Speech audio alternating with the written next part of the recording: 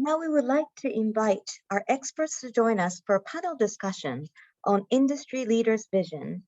Our panelists today are Mr. Akira Sugano, President and CEO of Asset Management One, Mr. Yoshio Hishida, Representative Director and President, Sumitomo Mitsui Trust Asset Management, Mr. Hideto Fujino, Representative Director, Chairman, President, and CEO/CIO of Rios Capital, and Mr. Keiichi Arimoto, Executive Director of FinCity Tokyo, will be moderating this discussion.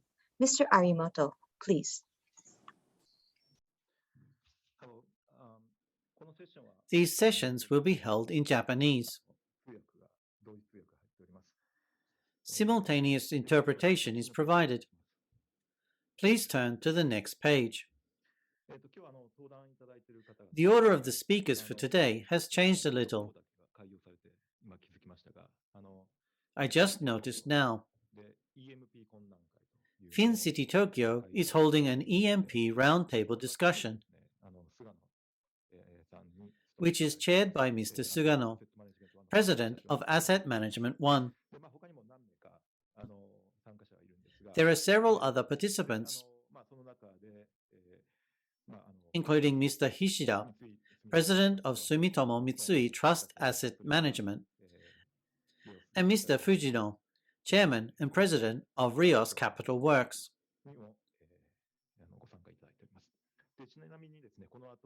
By the way, Mr. Kita, CIO of the University Fund, who will be speaking later, will be the keynote speaker today.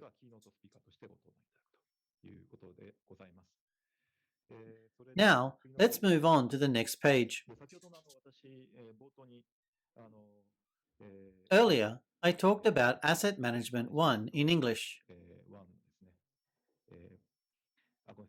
Oh, I'm sorry about asset owners. I shared the contents of the interview, but I would like to review it a little. In the financial cities around the world, governments or governmental asset owners are apparently promoting EMPs. In most cases, they set a quota and make an allocation to EMP and EM. Also, there is the manager entry system that exists in Japan now.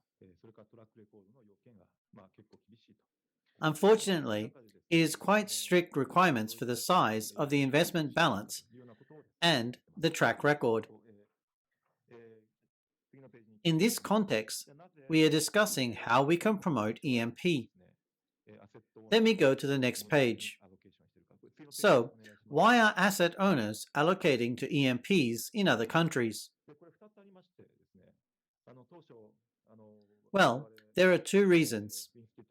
When we at FinCity Tokyo and the Tokyo Metropolitan Government first started promoting these EMPs, as you can see in the frame on the right, we thought that they were important for the asset formation of our citizens and were extremely important for industrial development.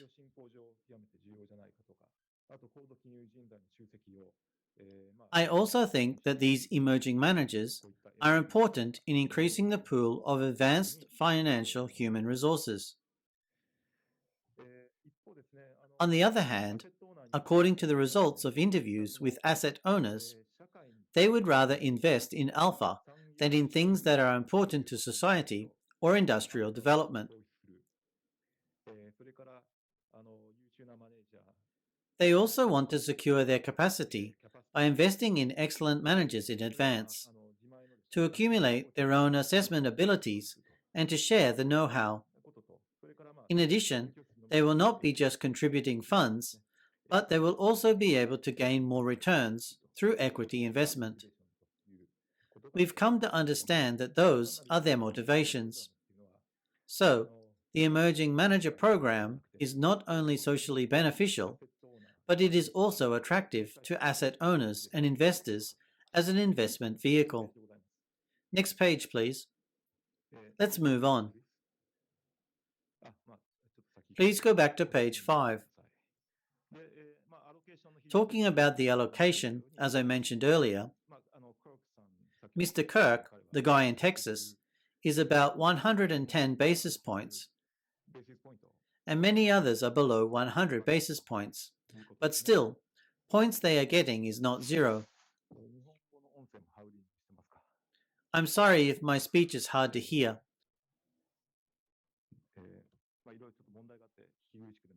But let's go to the next page anyway. As Mr. Kirk Sims from Texas mentioned the word graduation earlier, there is a system that allows you to graduate from the Emerged Manager entry system and to appeal to and move into the regular manager entry system. But unfortunately, there is no such system in Japan. Let's go to the next page. And this is just for reference. But there is an event like ours at Teachers Retirement System of Texas, which is called the Emerging Managers Conference. Let's go to the next page. Let me share it with you a bit. So this is the Austin Conference Center at the Metaverse, which is the latest trend. Before the pandemic, this is where the actual conference was held. Next page, please. When you walk in, you can see the keynote speakers room and the breakout room, where people can use avatars to interact with other business people. Next page, please. These are breakout rooms. So here you have a breakout room for each asset class, where there is a panel, and you can enter there. For example, if you go into the public markets, please go to the next page. I mean, here is Mr. Kirk Sims, who just gave a speech on the panel. And on the left side, there is the exhibitors index, and there are various service providers. Also, the gatekeepers are themselves. This is the kind of environment where you can introduce your own company. Please go to the next page. In this breakout room, for example, when you enter the public market, you can see everyone is participating in avatars, and each of them is individually networking. Well, in this aspect, our Tokyo Asset Management Forum still has a long way to go before catching up with the emerging manager conferences in Texas. However, I shared this as an example to show you our vision for the future. We have wonderful panelists here today.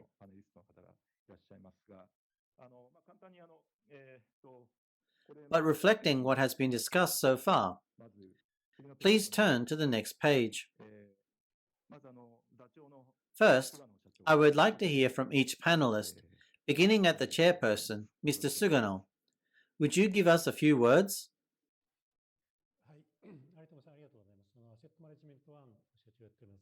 Yes, thank you, Mr. Aritomo. I'm the president of Asset Management 1, Sugano.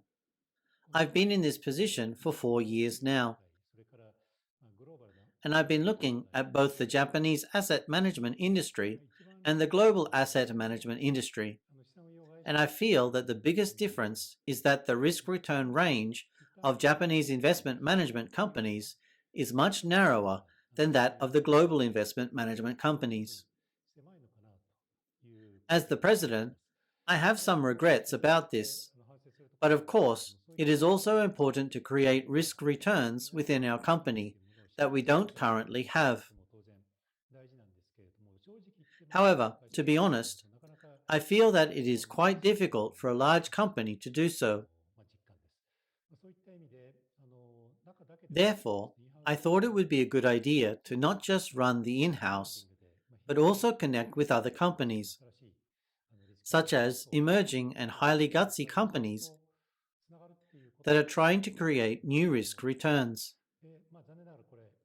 Unfortunately, FinCity Tokyo may be offended by this, but we are doing something similar to this, rather than in Tokyo, for example in Hong Kong or Singapore, because we want to invest in startup companies and team up with them.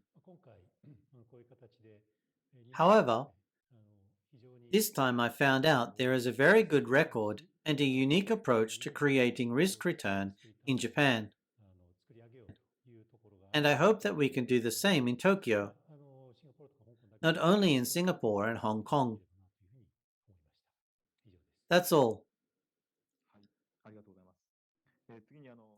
Thank you very much. Next, Mr. Hishida, please. I just shared the overview of the Asset Owner Survey, and Mr. Kirk Sims from Texas introduced the Emerging Manager Program in Texas, or rather in the US. He also has experience in Illinois. And then he introduced various emerging managers and himself. Could you please tell us how you felt about that?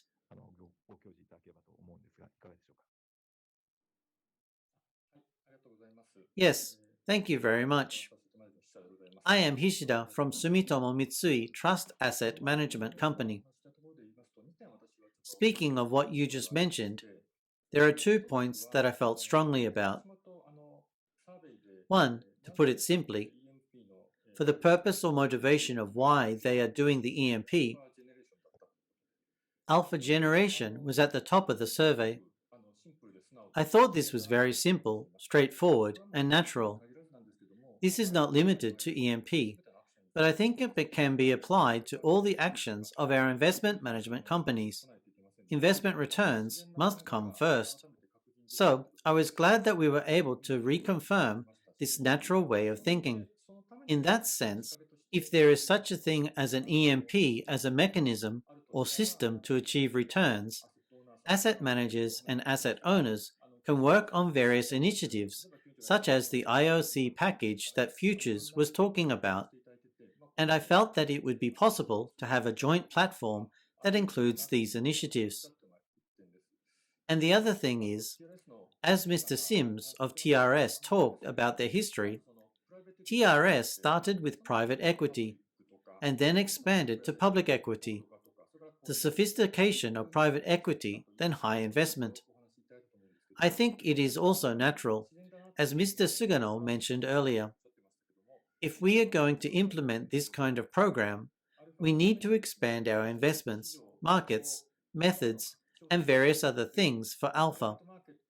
So, I felt again that it would be better to consider this kind of program in as wide a range as possible, including private markets and emerging managers.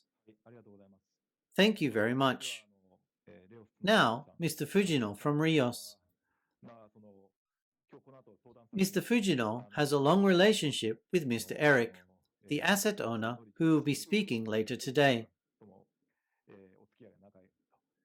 Although Rios is now a major asset management company in Japan, you are also a former emerging manager and may still be an emerging manager at heart.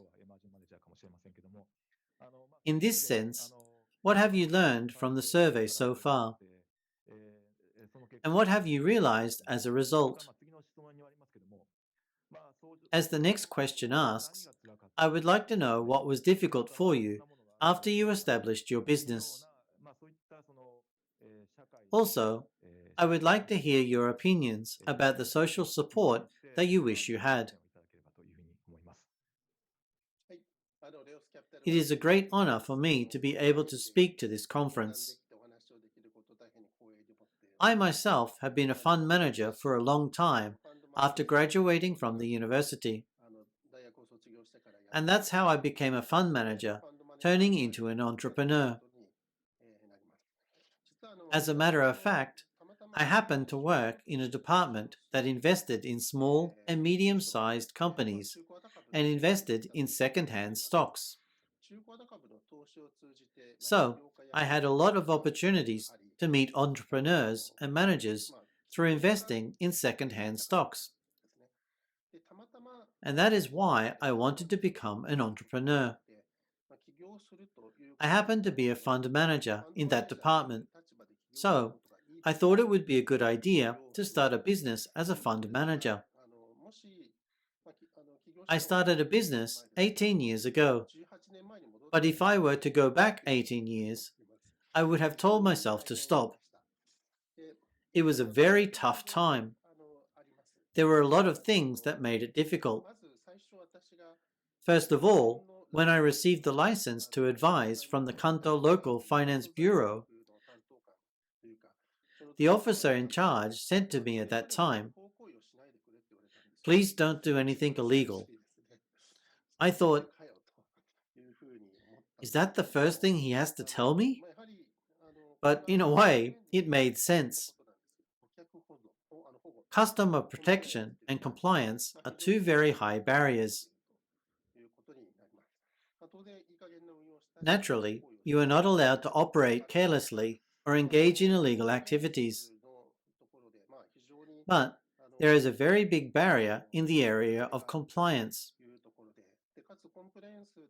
In addition to compliance, in terms of proper business startup, it is of course essential to calculate regular prices accurately and without mistakes in business operations.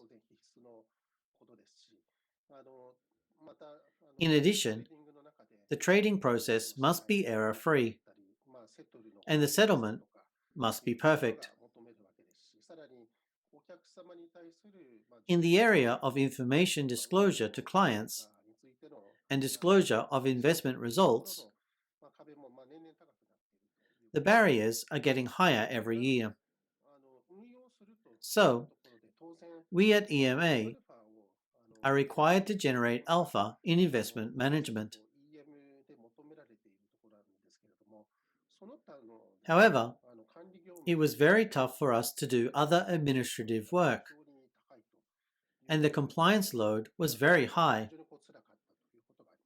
There are 3 requirements that are important in EM, and not just EM, that are necessary for longevity in the investment management industry.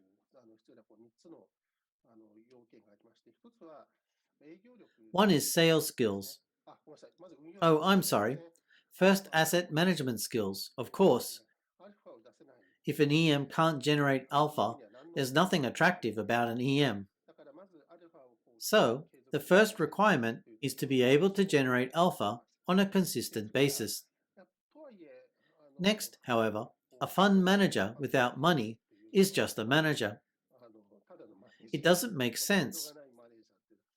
You have to collect money properly. From that perspective, you need a very strong sales skills. Also, this is often overlooked. But EM also runs a company. So, since it is a company management, management skills are very much required. Even when you are not in the situation to give generous salaries, you have to manage employees with expertise and strong will by communicating effectively.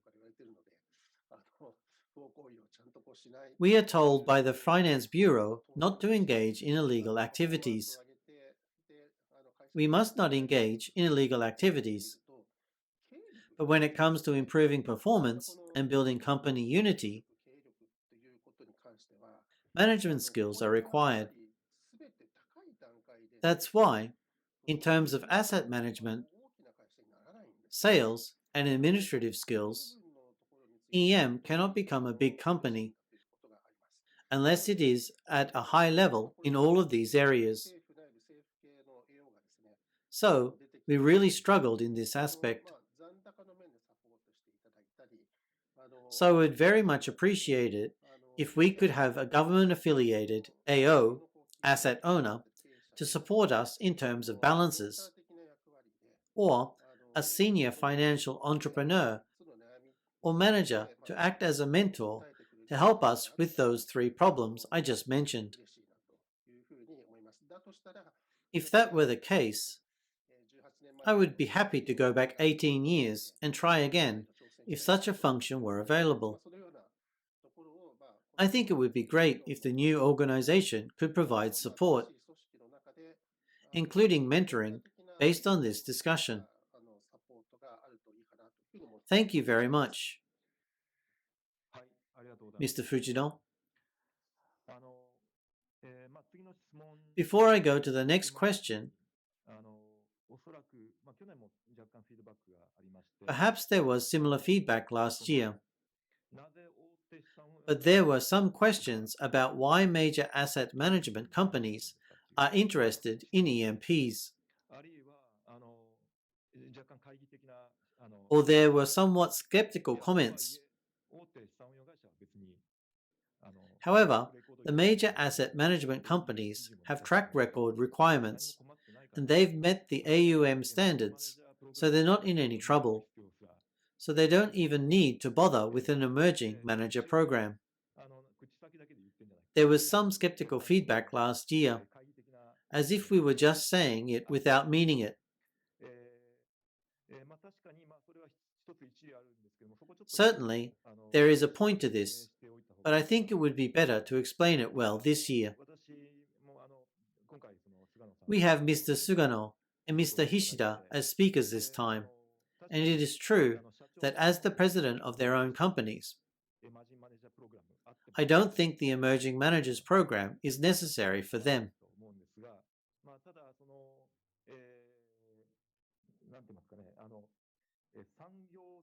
But it is also very important for the whole industry to have a talent pipeline and a depth of human resources, which is why the EMP Roundtable has been very active in discussions. Just to be clear, I wanted to explain this to avoid any misunderstanding. In such a situation, essentially what makes us slightly different from other countries is that there is one mass of people, the AO, asset owners, and asset allocators, who are at the center, and in many cases, each AO takes the lead in promoting EMP. However, in the case of Japan, the AO is huge, but there are too many stakeholders around them. In addition, since we are still in the process of modernization, it is difficult for an AO-led EMP to take off in such an environment. Regarding under the third point, I would like to ask Mr. Sugano to explain what kind of initiatives a major asset management company can take based on our discussion so far. Thank you. I guess you could call it a concern from the EM side. It's like a suspicion as to why a major asset management company is doing this. As you said, traditional assets have kind of a conflict of interest in supporting a new EM with traditional assets that we already have a large team working on. I think it is unthinkable for a company to put aside its own in-house capability and outsource. In that sense, as TRS was mentioned earlier, there are a number of companies that are trying to start up in the area of private assets, such as private equity and private debt, which are not being engaged in by traditional asset management companies. As Mr. Fujino mentioned earlier, it is very difficult to start a business in Japan. While there are quite a few companies going bankrupt because they can't make a breakthrough and can't raise enough money, it is not a conflict of interest with us. We would be willing to partner with them to provide support in various areas such as compliance and also in the area of distribution. they would be able to grow by using our distribution. We have exclusive distribution rights for PE and private debt. There may be some companies that don't want to be controlled by an exclusive distributor, but I think the decision will depend on the company. However, I think that coexisting in this way and broadening the scope of Japan's asset management industry will be beneficial for major asset management companies, emerging companies, and asset owners, not just government-affiliated companies, who will have such options. Another thing is, although some people may not believe it, all the major asset management companies are in the financial industry. Within this financial industry, for example, talented people are rotating in circles. However, although this is one way of doing things, it inevitably leads to homogeneity. I think the lack of diversity is one of the reasons why there is very little diversity in the products of Japanese investment management companies. And I hope this will break down horizontally, and people from emerging markets will come in, and even major companies will go into emerging markets or start their own emerging business. I believe these movements will enliven the asset management industry in Japan itself into further growth. In this sense, I think it is necessary to have more participation, even though it is like breaking out of one's shell. However, when I say the latter, other presidents say they don't think so, which is a point that doesn't get much support from them. But that's how I see it. Thank you very much. When I spoke with Capital One, an American bank, they told me that they have a policy of not hiring from financial institutions, and 2 Sigma also said something like that. In that sense, I would like to see more people from various industries join the asset management industry. Mr. Hishida, what do you think? What are some of the reasons why major asset management companies support EMP? Yes, thank you. As I mentioned earlier, the main purpose of the support is to expand the area of investment, including private markets, or expand the universe of managers for alpha generation. And my conclusion is that if this can be done through such a program, even large investment management companies could participate to a certain extent.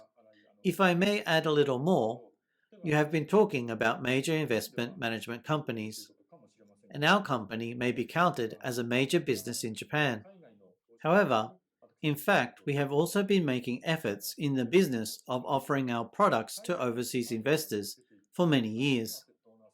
We go out to overseas markets, hold various discussions with overseas asset owners and investors, approach them, and provide them with our products. In this sense, we are actually doing the same thing for many years as the emerging managers that Mr. Fujino mentioned earlier by starting up APL overseas from scratch and approaching new customers from scratch. In that sense, we are actually trying our best to do the same thing in our overseas business. I think Mr. Fujino mentioned mental support earlier, and I cannot agree more on this. When you think about what kind of overseas investors are investing in our products, of course, there are major asset owners. But although it is not necessarily an EMP program, in a sense, people who want to obtain alpha and capacity in a similar concept are also investing, although not necessarily in the EMP program. For example, the wealth managers, family offices, and private banks that you are familiar with. In a sense, we actually receive mental-like support from these people overseas, and they tell us how we can do better if we have such a good product, or they invest in it anyway, but tell us what areas we should target. We have learned a lot about how to incorporate ideas into alpha generation, and we are working together. Conversely, we are doing the same thing overseas. So, if there were more platforms like this in Japan, and if there were a system for various people to get involved, there would be conflicts, of course, but I think the benefits would be quite large. In that sense, I think that such a method can be considered in various ways. Based on my own experience of expanding my business overseas while struggling for many years, I have one particular feeling about this. As Mr. Fujino mentioned earlier, there are various functions related to investment management, such as investment judgments, trading other than portfolio composition, and risk compliance. There are a variety of investment management companies in Europe and the United States that can take on these kinds of things. Of course, they perform quite a few functions, such as asset management, of course, but also there are quite a few major companies that go above and beyond for you in a variety of ways or back you up. I have a lot of friends who are emerging managers overseas, and to a greater or lesser extent, they all outsource their business to these companies and focus on alpha generation themselves. As we mentioned in this program, I think it would be great if we could have this kind of support in Japan as well. Or, I think there is a way to make this kind of functionality common to the industry, or to include multiple investment management companies, or to invite people from overseas investment management companies, and we, the investment management companies, can participate in this kind of work together. In a way, it is similar to what Mr. Sugano said earlier. But I feel that although we should do what we can by ourselves, there are unexpected areas where we can collaborate. Thank you very much. In that way, to some extent, the people on the stage here are also competitors.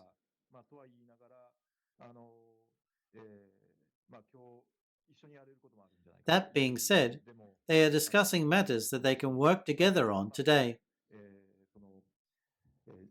Once they put behind their position in their own company, and they try to activate their field of industry as an individual.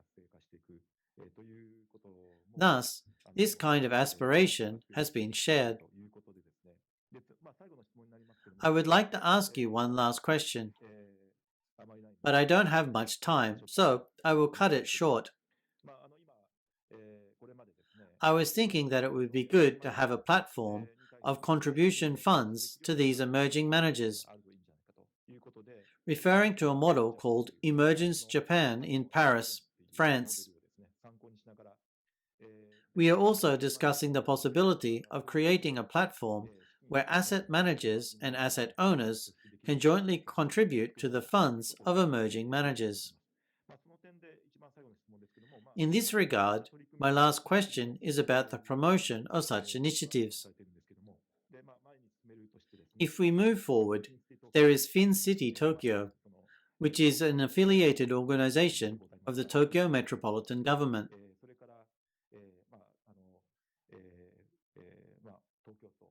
I would like to hear from Mr. Fujino about what he expects from FinCity Tokyo and the Tokyo Metropolitan Government in terms of promoting these kinds of initiatives. Yes. When you introduced me at the beginning, you mentioned Mr. Eric from Norges Bank in Norway. Mr. Eric, he has been committed to us from the early stage. And the reason why we are here today without bankruptcy is because of him, one of our great benefactors. Looking at him, what I really think is very important about him is that he is committed to a long term, and that he has stayed for a long time and encourages outside managers. Well, I wonder what it really is. Well, there are discussions about reviews of the actual operation progress, etc., many times a year. But each time is an actual review, and in some way it is also a sort of report for results. However, it is a great educational aspect for these managers, and I think they have grown each time they have checked closely to make sure that they have not strayed from the philosophy that they are really 100% passionate about the management and that there are no other factors involved other than making profits for the clients. So, this initiative itself is a wonderful mechanism, even if we are there. But when you want this initiative to be successful, and if it is a government agency or a government office, frequent personnel changes are inevitable. I think it is very important to have a personnel system that allows people to remain committed to the position for as long as possible. In this respect, they must be very professional for a long time and loving. I think that when people who have a strong commitment to nurturing the industry enter the company, we will be able to see the results of long-term performance, and we will be able to produce excellent EMs in Japan. That's all. Thank you very much, Mr. Fujidon.